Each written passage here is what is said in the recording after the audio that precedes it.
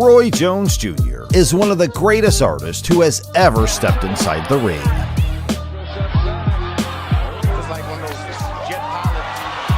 From the late 80s to the early 2000s, he didn't just knock his opponents out. He made them look foolish. Roy amassed a collection of belts, never forgetting to find ways to surprise the fans. Let me tell you, that first left hook hurt Griffin. Today, we will review the best works of Roy Jones Jr., the four-division world champion who effortlessly moves the edges of reality.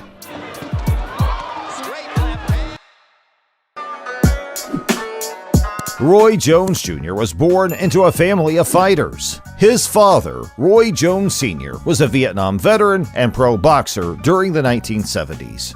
Roy's father was extremely tough, strict, and oppressive towards him. Roy Jr. expressed that he experienced constant fear and pain throughout each day. He was so scared of his father, who would pull up in his truck and immediately search for any mistakes he had made. There seemed to be no respite, no valid explanation, and no avenue for escape from this relentless cycle. At times, he even contemplated that enduring physical harm or death might have been preferable to the life he was living. Still, you got beaten sometimes 3 times in that same day. I have marks on my arms now that are from beatings that I got when I was a kid. After becoming a coach, Roy Jones Sr. focused on teaching his son the classic nonstop style that he'd become known for. As a teen, the young champ traveled the world, winning every major amateur title. His early success earned Roy a spot at the 1988 Olympic Games in Seoul, South Korea. After not losing a moment of his qualifier bouts, Jones Jr. made it to the finals against Park Si-hoon. Just like the previous bouts, Roy made easy work of Park. The American fighter's flurries made the official step in and give Park a standing 8 count in the second round. Fight fans witnessed the biggest robbery in Olympic history as Park was declared the winner. Si-hoon even apologized to Roy and called him the clear winner. 2 or 3 days later, I started to realize that, this is why, again, you have to have faith in God. No way could the worst thing that I thought ever happened to me turn out to be the best thing that ever happened to me.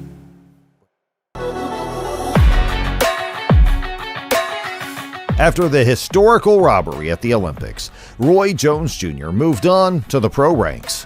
Roy Jones Jr. made his pro debut in May 1989 against an opponent named Ricky Randall. The large crowd saw Jones Jr. unleash a powerful left hook in the second round to end the fight. A punch that would become Roy's trademark shot. This win cemented the beginning of a path of destruction unlike anything ever witnessed in boxing. His next 19 opponents would face a superior athlete with knockout power in both hands. Jones stopped everyone that was put in front of him. And still undefeated, Roy Jones! His first early test was his 15th fight against former world welterweight champion Jorge Vaca. Roy's first pay-per-view bout was held in the historic Madison Square Garden.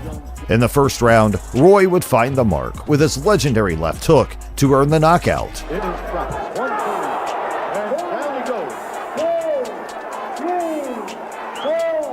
4. This was Roy's "I'm him" moment and put the boxing world on notice.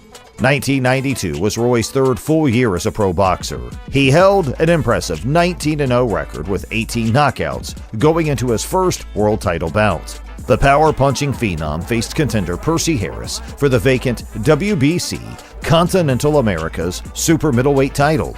The talented fight style and slick movement put Harris on his heels from the first bell.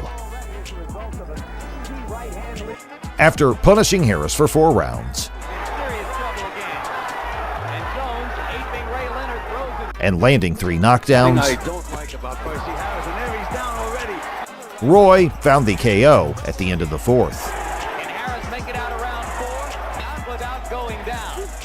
The young boxing star was on the rise, and his next world title bout occurred just 5 months later. Roy faced Bernard Hopkins, an executioner with a 22-fight win streak, for his second world title match in the middleweight division. Hopkins would have strong showings, By Roy Jones. Right hand left hook, and there's a but Jones clearly controlled the pace and landed more shots. Right hand by Jones.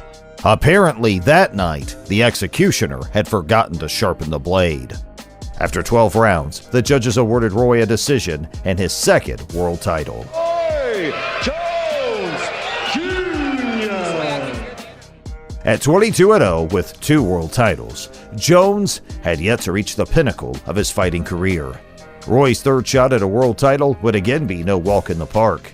He faced another future boxing legend and reigning IBF super middleweight champ, James Toney. Toney landed some good shots, Good counter left hook there from Tony. but Roy was in his prime. Oh, big left hook, and down goes Tony. His speed And they're piling up for Jones, the challenger. He backs Tony up. and precision were the deciding factors as he won his third world title. Champion of the world, Roy Jones. These career achievements would be the highlights for many fighters, but we're just scratching the surface of Jones Jr.'s greatness. Roy would continue fighting great boxers of the 90s like Vinny Pazienza, that, after a series of knockdowns, in the 6th went straight to Roy Jones's Hall of Humiliations. Run in there. Gets there. And Tony Thornton, who fell in the 3rd, en route to defending his IBF title 5 times.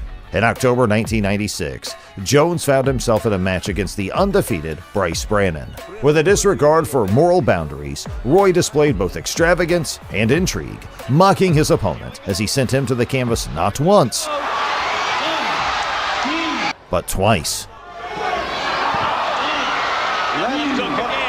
Despite Jones pleading with the referee to show mercy on Bryant, his request was denied. Tattoos Brannon. And then Jones says, look, you want more? Okay. Consequently, it took Brannan a considerable amount of time to recover from the severe knockout inflicted upon him. After dominating the middle and super middleweight divisions, the superstar Roy set his sights on the light heavyweight division. Roy faced Jamaican fighter Mike McCallum, who was a multi-time world champion. white trim, weighing This would not be a highlight KO finish, but a tactical battle. The opponent was game, but Roy possessed the era style, speed, and conditioning. Whoa, just as I said that. Junior earned a unanimous decision over McCallum to become a champion of 3 weight divisions. Roy's first light heavyweight defense came against world title challenger Montel Griffin. The power-punching challenger also came into the bout undefeated, with a record of 18-0. One begins. In the early moments of their bout, Griffin had a good formula to beat Roy, Roy Jones has not thrown a punch. So pressing the action and going after the champion's body in the early rounds. is like lightning.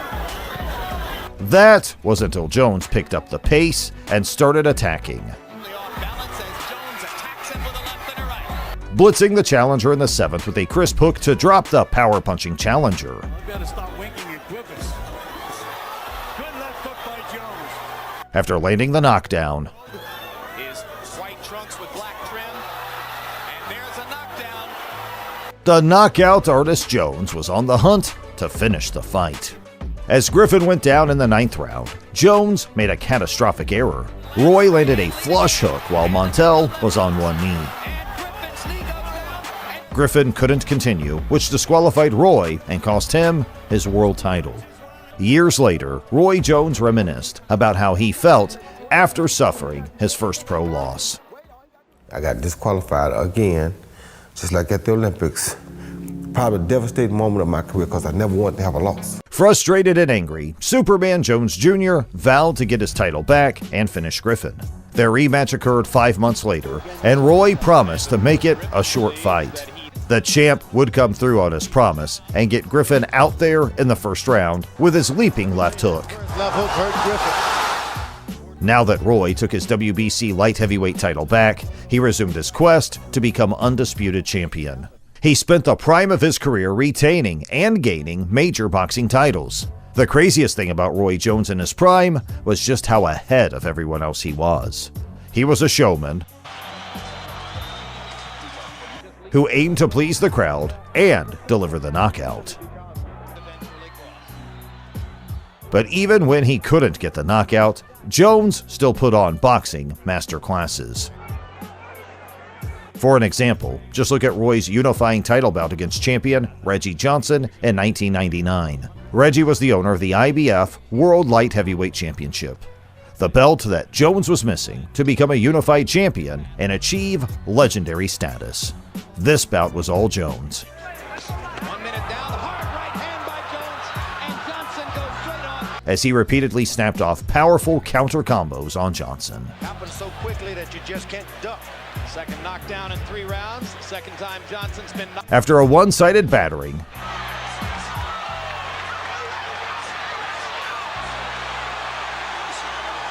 I think the crowd. Jones became the first undisputed boxing champion in 15 years. Roy Jones Jr. We were all witnesses to the greatness of the Roy Jones Jr. era, an era that still had numerous more moments to come in his iconic career. 2 career moments would occur when Roy met Glenn Kelly, an undefeated Australian boxer. In the 7th round, Roy would hit one of the iconic moves of his career. Yes, he would, but it's not his nature. He put his hands to his side and slipped Kelly's punch to land the legendary counter right knockout punch. Because of the style of the opponent or whatever. Shane Mosley learned that Saturday night.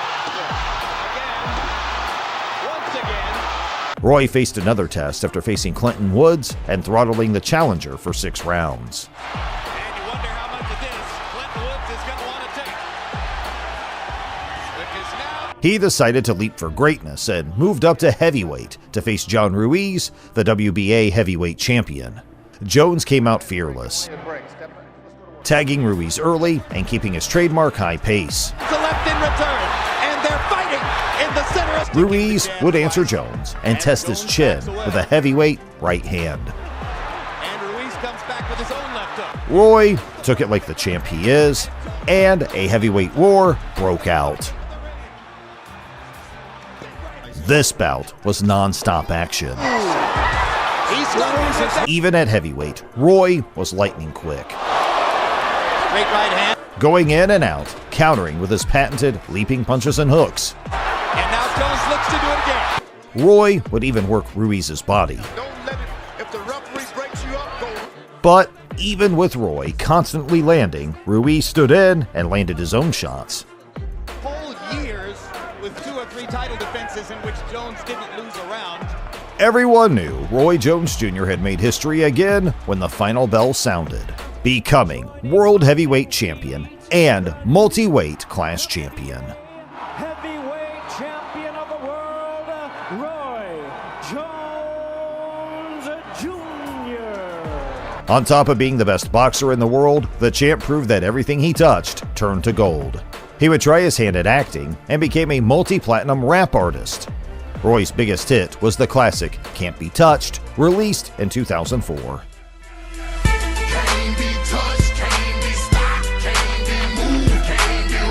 The champ was on top of the world and had numerous fight offers, even a big match with heavyweight legend Iron Mike Tyson. Instead, Jones decided to return to light heavyweight to fight a rising star in Antonio Tarver. This was the second meeting between the two, as Jones won their previous bout at amateur. The newest star of the light heavyweight division was a long southpaw fighter with a killer jab. As the fight began, Tarver showed no fear of Jones. To land something big, his left hand over the top, He kept a stance, one up the light heavyweight. snapping his piston-like jab, At the same time, and brushed off the noticeably slower champion. Jab to the body. Towards the end of the first round, the southpaw found the range and dropped a hammer on Roy. Tarver lands another left, goes twice to the body. As the bout continued, Tarver would continue to be the more aggressive fighter. Manages to get in the left hook. Jones trying to counter. Jumps out of the corner. Fight fans were shocked to see a more hesitant Roy Jones Jr. He hits you, but yet he's too far away for you to get him without jumping out of the way, Tarver. The champ stuck single power punches and showed his patented leaping cross. And George has made the point. This was clearly due to the massive weight cut draining the champ. The Magic Man opened up as the bout continued, throwing more blazing flurries. Jones not throwing. Tarver banging away. Realizing he was down, Jones switched gears in the championship rounds. He started throwing more flurries Fight as a light heavyweight. and took the lead from Tarver. Oh, good body punch. The two warriors would end the bout by trading blows as the raucous crowd roared in approval. Basis to have saved his record. Jones was rewarded with a shocking majority decision win that disappointed the challenger. Even those who thought Roy won admitted the champ wasn't the same undisputed light heavyweight king. Tarver lost his WBC belt but earned a mandatory rematch against the champ. When the two met, Antonio gave Roy his legendary line. I got a question. You got any excuses tonight, Roy? Let's not ask questions like that. Let's touch the left and go to work. Tonight, Roy. Let's go to work. In the rematch, the bout started the reverse of their first encounter. Jones was the aggressor, These guys are really technical. You have to remember that what made the first fight dramatic was and Tarver was more defensive. And there were boos in the house during the first fight from time. Roy showed glimpses of his speed pre-heavyweight, but couldn't find his shot. Jones in November. Big on his feet and move, he'll do it. Now they're fighting in the center of the ring. That was when boxing fans witnessed one of the most shocking moments in boxing history. As Roy leaped in, Tarver caught him with an earth-shattering left hook, down before one time, but there was a perfect left hand. sending the champ to the mat, stiff. The champ didn't answer the bell, and Antonio Tarver shocked the boxing world by dethroning the king. Still on Clear Street. And that This was the only time boxing fans had ever seen Jones floored with such a devastating shot, and it KO'd him. Jones went on to have a bout with Glenn Johnson. Roy was leading the fight, They're not overextending his punches too much. And if he can continue this out, yet in the ninth, Roy was shocked by a surprise knockout from Johnson after he unloaded another power left to the head. Jones took a year off after 2 straight knockout losses in a short time span. In 2005, he met the Magic Man in their rubber match. Both fighters started out the fight aggressively, In situations like this, and usually, Jones bursts forward and finally throws 3 punches. trying to land shots. Hard round to score, mostly shadow boxing. The champion, Tarver, would be the first to get off some clean flurries in the second round. Cox Jones with a left upstairs. Jones came back at the start of the 5th to land some vintage Jones Jr. flurries don't even worry about a knockout. and play to the crowd. They're trying to win a decision. Good combination by Jones in the center of the ring. By the end of the fight, both fighters would leave everything in the ring. Much more willing now to throw punches off the ropes than has been the case previously. In the 11th round, the two champions went through one of the wildest exchanges in boxing history. Tarver almost falls over and big with the right hook. Jones is momentarily stiff-legged. The crowd never sat through the whole fight as these gladiators battled. Because he's tired. Judges would give the decision to Tarver, which officially ended the Roy Jones Jr. era. He clearly won the fight. Despite no longer being the undisputed king of boxing, Jones continued fighting. One of the more memorable late-era Jones Jr. bouts occurred in November of 2008. Roy faced the undefeated Welsh boxing champion, Joe Calzaghe. Jones found himself on the opposite side of his earlier historical run in this bout. Calzaghe was the unified super middleweight champion, moving up to light heavyweight to face the legend. And just like Roy did when he moved up to heavyweight to achieve greatness. But Roy had no plans on letting history be made at his expense. He quickly dropped the Welsh fighter in the first round. But Joe bounced back, and the southpaw started landing punches and bunches in the third. Calzaghe even played to the crowd like the old Roy Jones Jr. did. Round 3. Jones would come back to tie the bout, As we go into the 4th round, McGanny's digging himself out. But Calzaghe walked through his punches and hurt him. Against the ropes.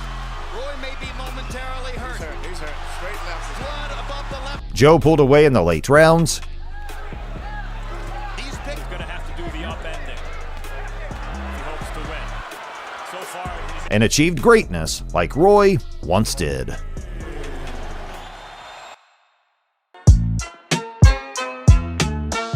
Roy Jones Jr. is a legend who was the king of boxing for over 3 decades. He has done everything a boxer can possibly do in his 33 years in the fight game. Even at 54 years of age, the champ is still extremely passionate about the sport of boxing.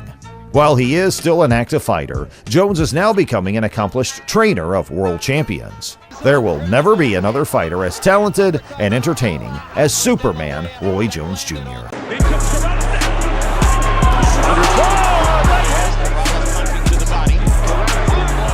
Diego Corrales will forever remain one of the most tragic figures throughout pugilistic history. In the late 90s and early 2000s, the dynamic fighter with an unyielding heart was the embodiment of a comeback king, showcasing mind-blowing resilience. You all right? Devastating combinations. And a knockout power Corrales better use the jab to set these things up, and there goes. have propelled him to the pinnacle of the sport. But the illustrious career of this lightweight and super featherweight champion was cut short in the prime of his potential, suddenly and irrevocably. Today, we remember the legendary courage and dramatic path of boxing's unforgettable warrior. Corrales winning. Castillo's in trouble. Born in 1977, Diego Corrales grew up tough in Sacramento's Oak Park neighborhood, dominated by the Oak Park Bloods gang. Guided by his stepdad Ray Woods, Diego found refuge in the boxing gym at age 4.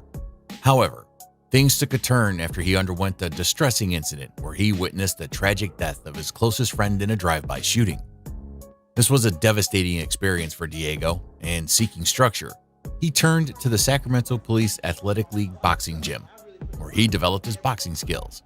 Not stopping there, he also went on to earn a culinary arts degree. But his skills in the kitchen are nothing compared to what he did in the ring, and it didn't take long for the public to feel the heat from his fist. At the beginning of his career, Diego moved to Las Vegas and started training with Olympic coach Ken Adams. He went on to amass an amateur boxing record of 105-12, primarily competing in the featherweight division.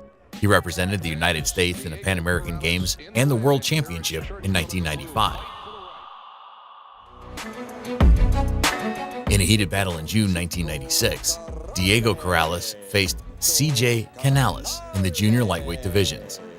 Corrales, towering over his opponent, delivered fierce and direct punches. And a good leg back from Corrales, who counterpunches effectively. Well, look at these sharp punches from him. His height proved a clear advantage, allowing him to unleash precise hooks with devastating impact. Get inside some of the aggression from him. In a moment of sheer dominance, Corrales unleashed a ferocious assault, then sent Canales' mouthpiece flying from his mouth.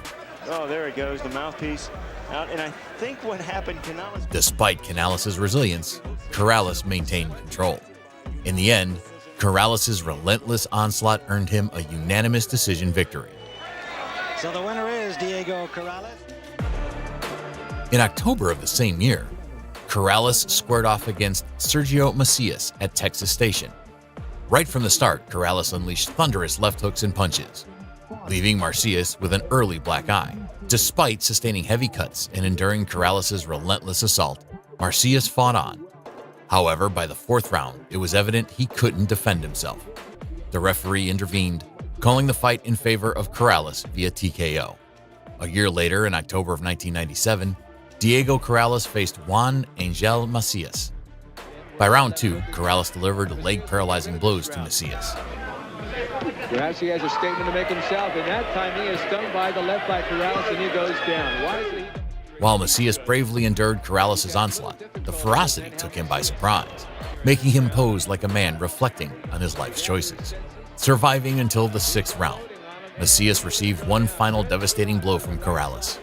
With Macias unable to beat the count, Corrales secured another victory.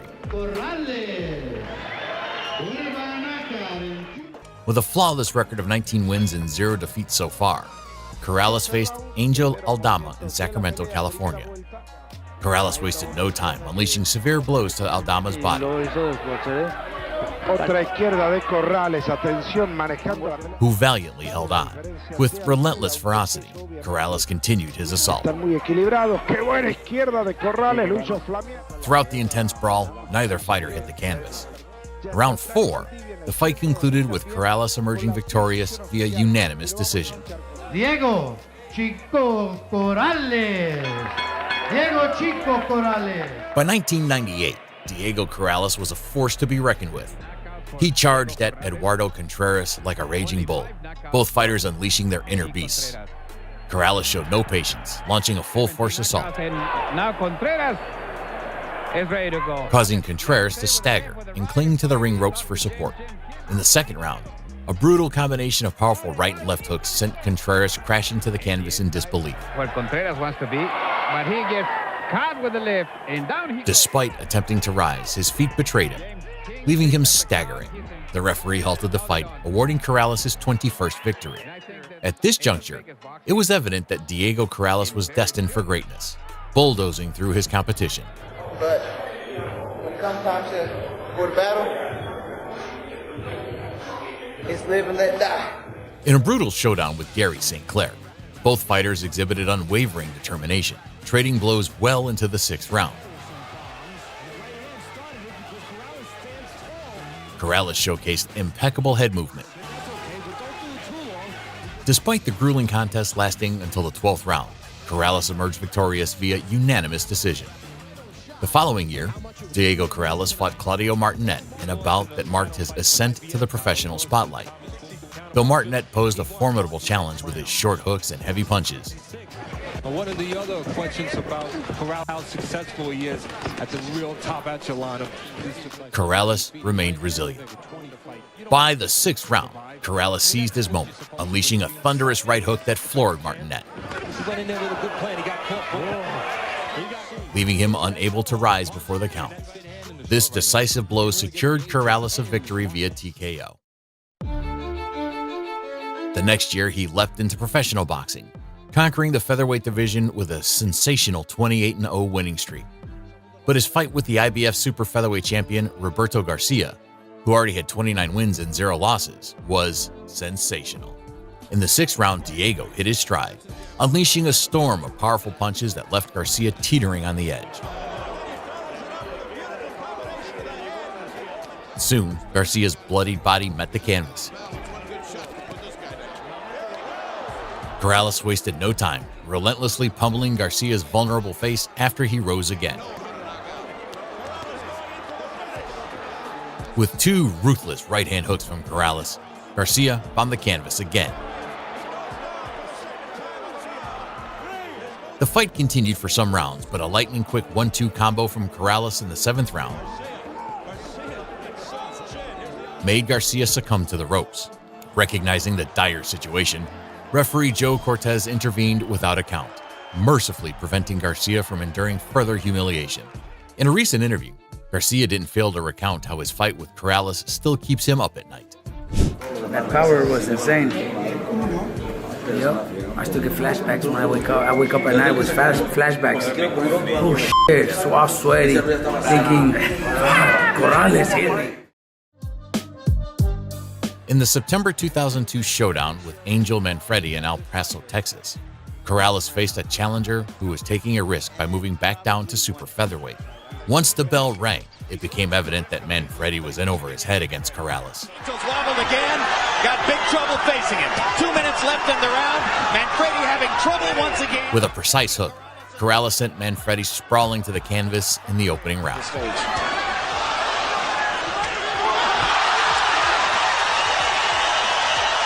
Unleashing a series of heavier blows, Corrales pounded Manfredi as if kneading dough for bread, delivering relentless blows until the referee intervened to halt the one-sided beat. That's it. The bravery of Angel Manfredi. And at this point, it seemed like Diego Corrales was now unstoppable. Diego Corrales defended his title against tough opponents like John Brown, Justin Juco, Derek Gainer, and Angel Manfredi. Then in 2001, he faced Floyd Mayweather, both unbeaten. Even though Mayweather was ranked number 2 globally by The Ring, Corrales was at number 1. Both were 23, but Corrales had some advantages. He was taller, had a longer reach, and weighed more. When the fight started, it didn't matter that Corrales was heavier. In the second round, Mayweather showed his skills, landing strong jabs, an elusive left hook, that's the one thing punches have to and putting Corrales on the defensive. More of a chance to get at it. Right on the best point made. Mayweather dominated the first half of the fight, hitting Corrales easily while Corrales struggled.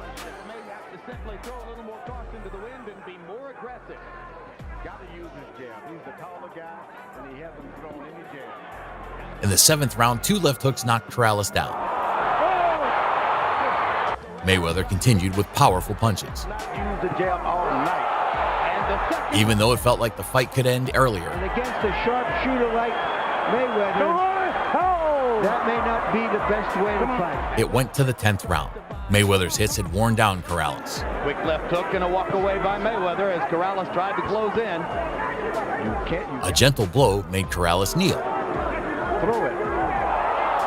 Another little left hook. Didn't even seem like that. Corrales got up, but his trainer threw in the towel. Ray Woods is up on the apron. That's going to be the end of the fight. And Corrales was so angry with this decision and never wanted Ray Woods and his team again. But Floyd had some good things to say about Corrales. In the aftermath of the Mayweather showdown, things took a dark turn for Corrales. He faced charges for assaulting his pregnant wife, a troubling chapter that led him to choose a plea bargain. This decision landed the once rising star behind bars for a challenging 14 months. He didn't stay down for so long, and in 2003, Corrales returned to the ring, and after convincingly winning 4 matches, Damian Fuller, Felix St. Kitts, Roque Cassiani, Michael Davis, set his sights on facing the ring's number 1 ranked super featherweight, Joel Casimir. The second round opened with a foul hit from Casimir. When it happened, but you can certainly see. In the third round, Corrales found himself on the canvas after a neat combination from Casimir. Well, it is boxing hell when you have to fight your way back. The intensity escalated with both fighters exchanging blows. Casimir was warned again for another foul. In the 4th round, a powerful face punch from Casimir sent Corrales flying. Subsequent blows left Casimir staggering to the floor in surprise. Yet Corrales faced another setback as the fight was halted due to 2 cuts inside his mouth. Give me 1 round. Come on, be a gentleman. Be a gentleman. Sorry. Give me 1 round. It's too bad. Clearly disagreeing with the decision, Corrales experienced disappointment once again. Undeterred, Corrales wasn't ready to give up. He would meet Casimir again 6 months later at Foxwoods Resort in Connecticut. Corrales gave it his all. You know, in a certain way, though, there's mixed messages here. Delivering sleek punches and showcasing incredible head movement. Casimir was equally relentless.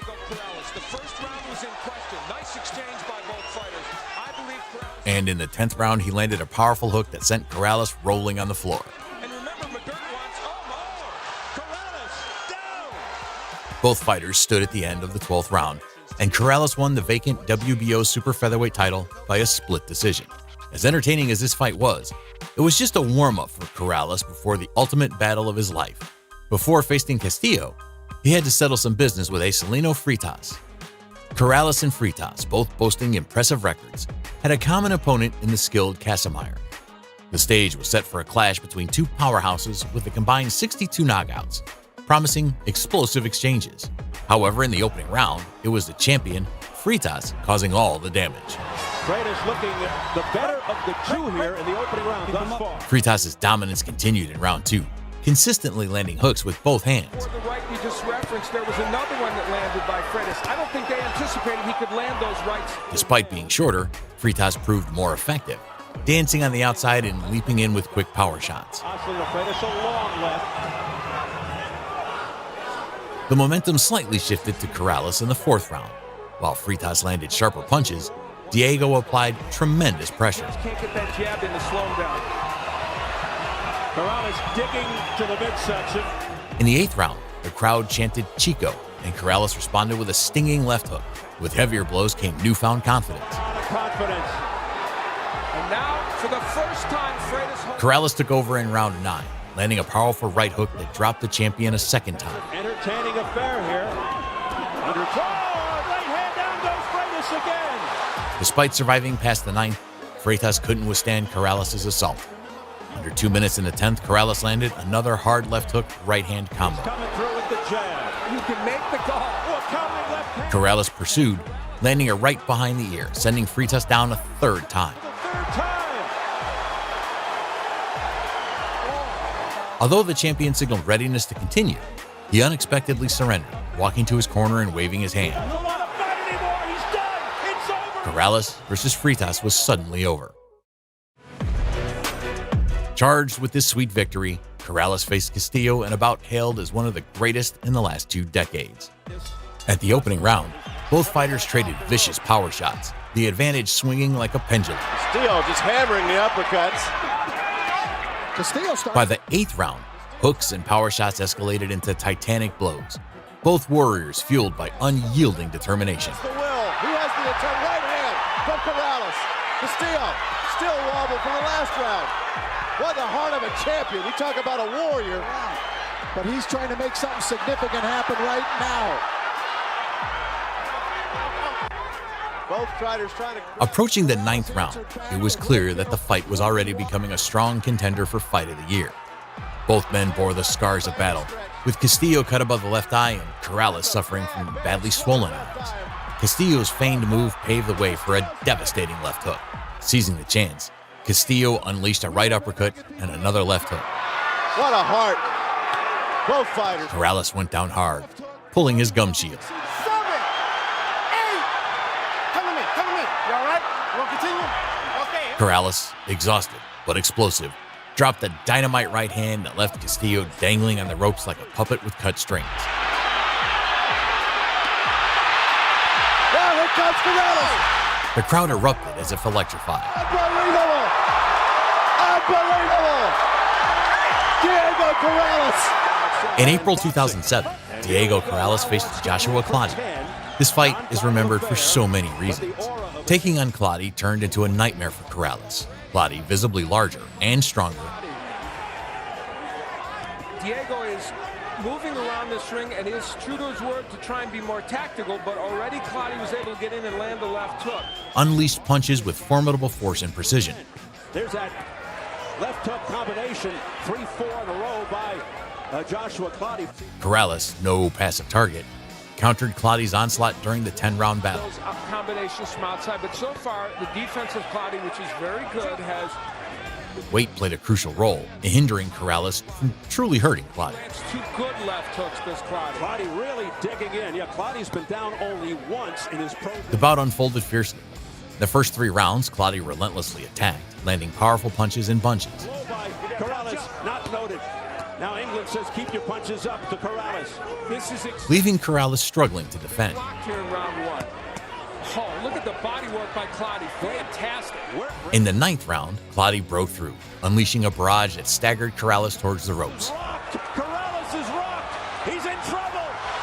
Clottey wants to end it here. Midway. A hard left and a devastating short right sent Corrales down for the first time. Landed some hellacious body punch. Oh, what is holding Corrales up? He goes down. Flat on. Despite rising by 10, Walk straight to me. You want to continue? You got to get the mouthpiece back. Get in the corner. Get in the corner. Come here, hurry. Corrales, with a badly swollen face, sought a fairy tale ending in the 10th. But he had hurt Castillo before in that fight. He has not hurt Clottey in this fight. So that may be the big difference. Clottey landed another short right hook, sending Corrales down again. Rising, Corrales spat out his mouthpiece, Right hand. leading to a point deduction. Again. 1 point for spitting the mouthpiece out. 1 point. Possibly saving him from a knockout defeat. Despite setbacks, Corrales survived the round.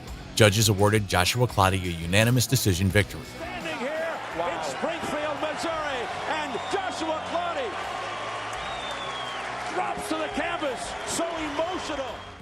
Just a few weeks after this fight on May 7, 2007, exactly 2 years after his memorable battle with Castillo, Diego Corrales met a tragic end in a harrowing 3-vehicle accident near his Las Vegas home. The incident unfolded on Fort Apache Road in the southwest part of the Las Vegas Valley, where Corrales' motorcycle collided with the rear of a car.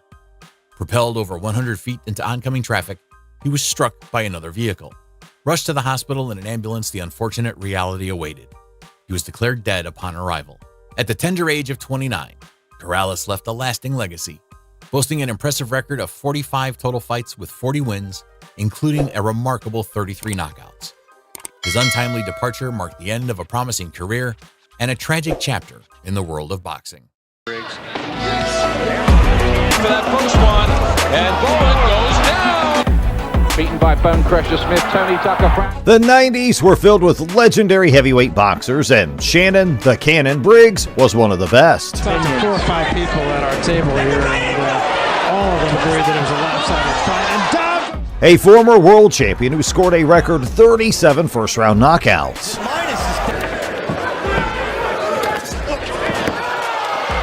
Today, we'll review the career of Let's Go Champ, Shannon the Cannon Briggs, the king of the first-round KO and 2-time world champion.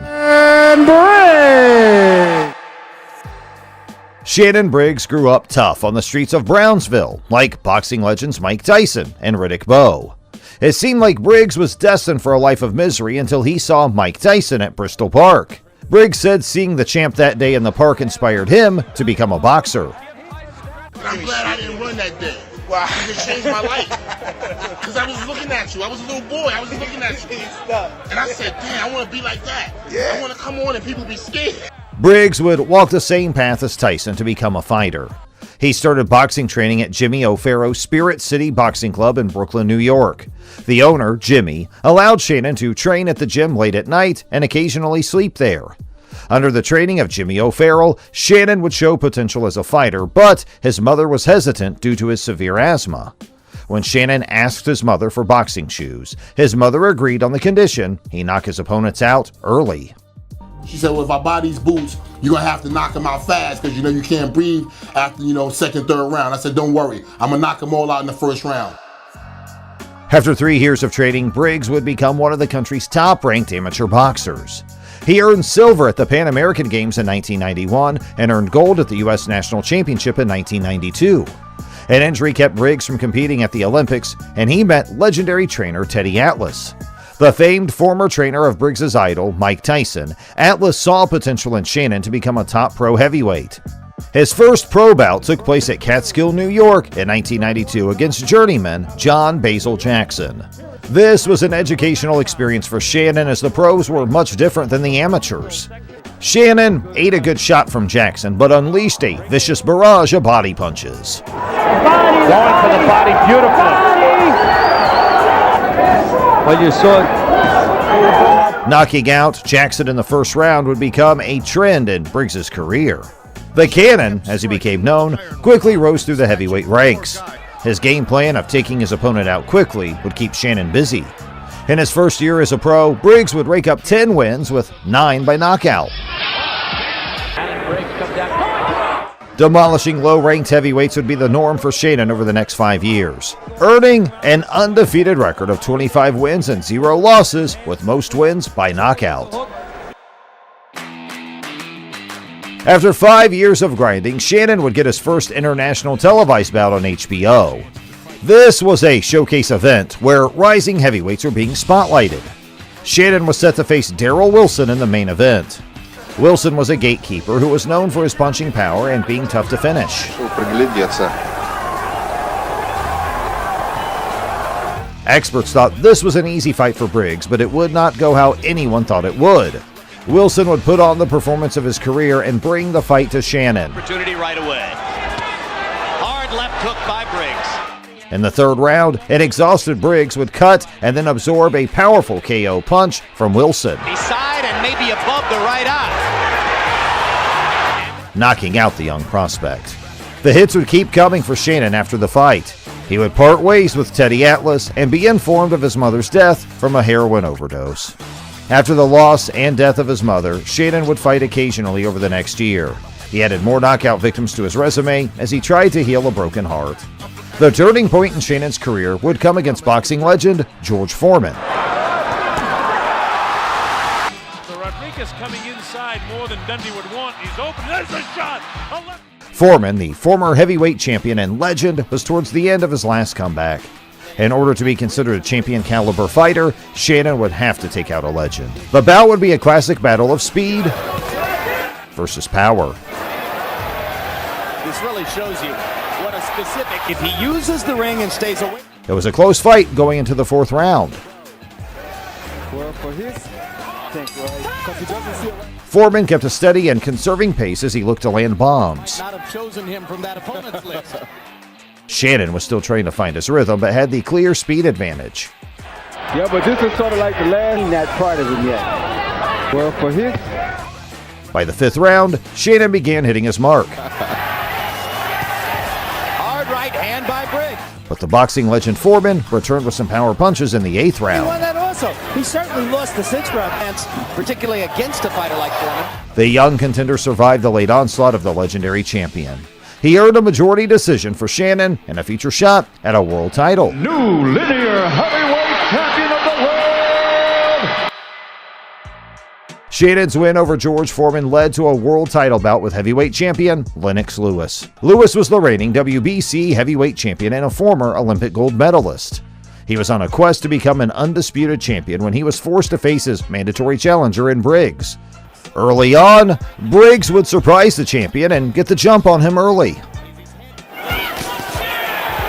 Shannon Briggs short with The champ was not prepared for the speed and power of the challenger. side seats of Briggs supporters. Good enough hook by Briggs. Shannon nearly knocked Lennox out of the ring towards the end of the round. That anybody's mounted against Lewis since Ray Mercer in 90.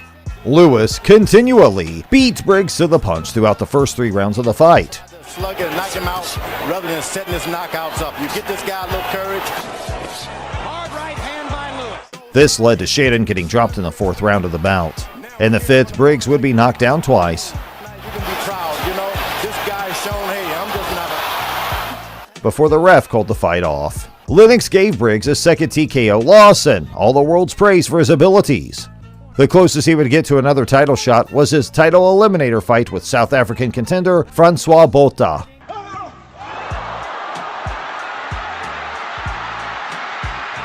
Well, indeed. Field jab has not yet become big right hand. It was a fight where the winner would go on to fight knockout king Mike Tyson for the title.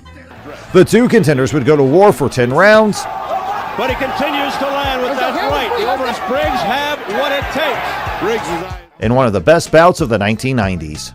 Neither fighter could put the other away. Time he's throwing that right hand, Briggs has counter like to the chin of Francois Botha. And the judges scored the bout a majority draw. During the next stretch of Briggs' career, he would go up to 260 pounds and continue knocking out less talented fighters. Wow. After some money issues, Briggs would accept a fight in K1 against kickboxer Tom Erickson. Briggs went into the fight with 0 kickboxing training, but was confident he'd get the knockout. This one and done into pro kickboxing wasn't a great experience for Shannon. He would get the knockout before eating multiple hard leg kicks. Looking back on the fight, Shannon regretted taking the fight. Kicked the shit out of me, champ. Yeah. I think I'm the first guy ever to scream in the history. His one-and-done pro kickboxing bout was followed by another shot at a boxing title. Shannon faced Luciano Zolion in Puerto Rico for the vacant WBC Fakar Box title. The first-round KO King lived up to his reputation and delivered an 11-second knockout to win his first title.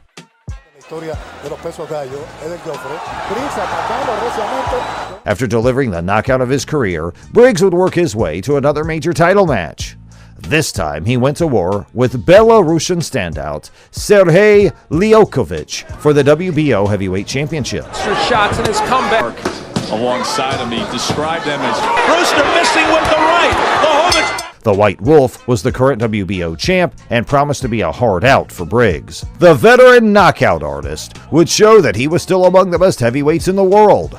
Both fighters would exchange vicious power shots from the early rounds. Now, the conventional wisdom is that we're headed into a street fight, and now he finally goes on the attack. Briggs winging with rights, left hooks to the body. Liakovich would work the body of Briggs, I say in the keys, don't take. and find a home for his vicious hooks in the 4th round. Oh, big right hand missing. Briggs would answer these flurries with stiff power shots of his own.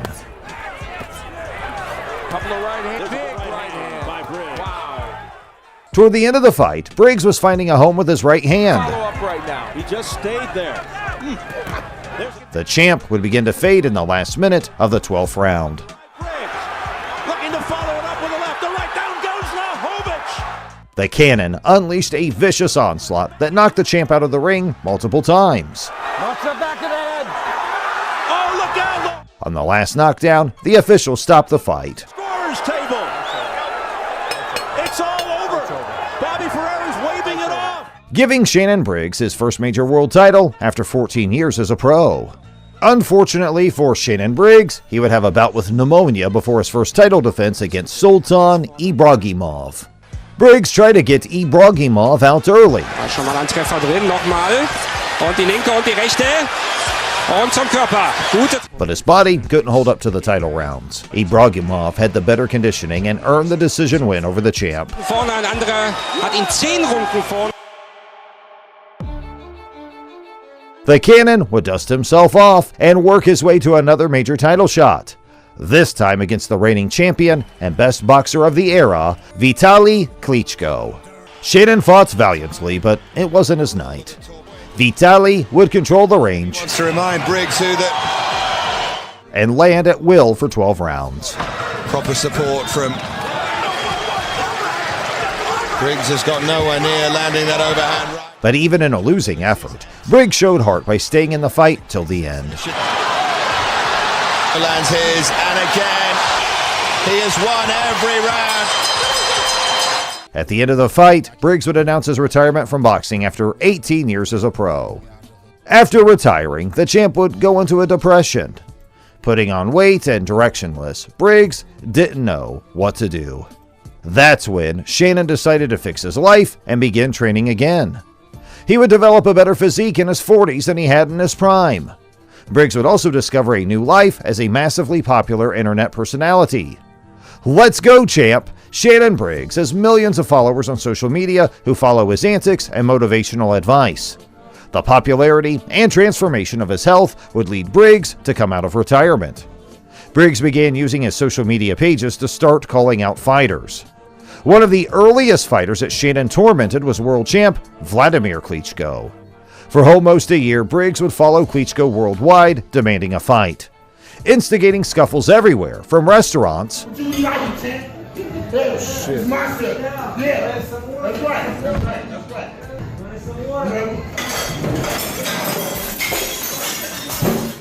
to a lake. Let's go!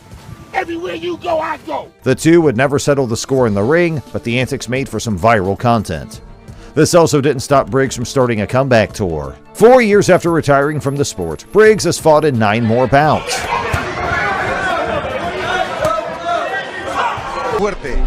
Shannon Briggs, derecha, fuerte, cayó. Ahora sí cayó. He's throwing a lot of punches, Shannon, in the first part of the roll. Oh, shot. He won all 9 bouts and knocked out 8 of his opponents while winning 2 lower heavyweight titles. En la cara Shannon Briggs. Wow. Vaya, izquierda y Shannon in the first part of the roll. Oh, his last bout was in 2016, but Briggs has called for numerous fights in the era of legends fighting in exhibitions. Don't be surprised to see the Cannon step into the ring as he yells, "Let's go, champ," at his opponent. Shannon the Cannon Briggs is one of the most colorful characters in the history of boxing. He is a champion and one of the greatest knockout artists ever. His 37 career first-round knockouts are one of the most impressive feats in the history of the heavyweight division. What's even more crazy is, even at 51 years old, Briggs has still not retired from boxing. He is currently aiming for an exhibition fight with former UFC champion Quentin Rampage Jackson. Briggs is currently posting weekly videos on Instagram dissing the former UFC champ. Even in his 50s, Briggs still entertains his fans and competes in the sport he loves. We hope you enjoyed our video on boxing legend Shannon the Cannon Briggs. If you'd like to see more Legends of the Ring spotlighted like this, hit the like button and subscribe. And also, be sure to hit the notification so you know new video drops.